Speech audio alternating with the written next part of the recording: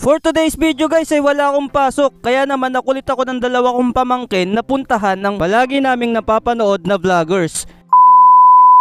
Nakita namin na may paresan yun banda lang dito sa Dasma. Hindi si Diwata kundi pupuntahan namin ang paresan ni Baron ng Team Itik. Ayan nga guys, sobrang aliw na aliw yung mga pamangkin ko sa mga videos nila. Nakita rin kasi ng mga pamangkin ko na palagi kong pinapanood ang mga videos ng Team Itik. At ang kagandahan pa doon ay napakalapit lang nila sa amin. Kaya nga guys, sana maabutan namin sila at makapagpa-picture man lang. Kila Makmak, Janjan at Baron. At nakarating na kami sa paresan ni Baron. Kaso medyo nalungkot yung mga pamangkin ko. Sa kasamaang palad kasi wala ngayon dito ang Team Itik.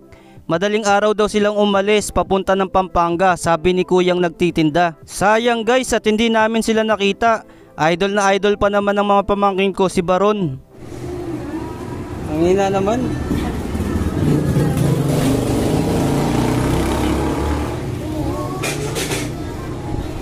Kaya naman titikman na lang namin ang pares ni Baron na overload daw sa sabaw.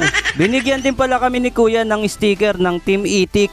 Ayan guys, at kakain na nga kami ng pares ni Baron. Pares check.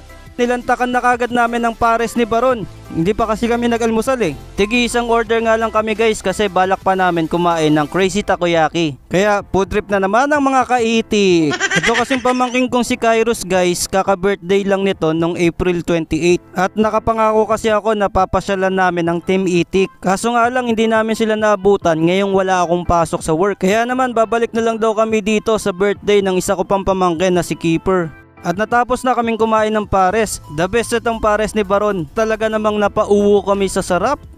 Baka Baron yan. Kaya tuwan-tuwa yung mga pamangkin ko kahit hindi namin sila nakita. At least nagkaroon kami ng sticker ng Team Itik. Ayan guys, habang nandito kami ay tinatanong ko na kay kuya kung saan ba banda yung motor shop ni Makmak at ang Crazy Takoyaki. Grabe, hindi ko kagad nakita. Nandito lang din pala, halos katapat lang nitong paresan ni Baron. Matapos nga namin kumain guys ay nagpaalam na kami kay kuya kasi pupunta pa kami sa Crazy Takoyaki sa branch nila sa Paliparan. Tignan nyo naman yung dalawa kong pamangkin laban na laban yan kahit mainit. Basta makita lang ang Team Itik. Gayon pa man, marami pa namang next time. At someday mamimit din namin ang Team Itik. Ayan, bago nga kami umalis guys ay huminto muna kami dito sa Makmak Itik Motor Shop. Ayan yung dalawang pamangkin na sungot palagi sa tito nila. At ayan guys, nakapunta na nga kami sa Crazy Takoyaki sa Paliparan. Kaso sa kasamang palad ay sarado rin. Kaya naman pinag-Jollibee ko na lang tong dalawang pamangkin ko.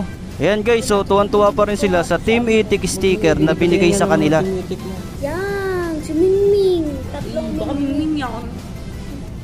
naman, sa'yo naman. Baka Mingming yan. Oo.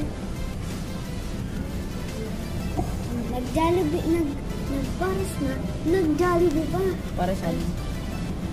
At ayan nga guys, dito namin itutuloy ang food trip namin.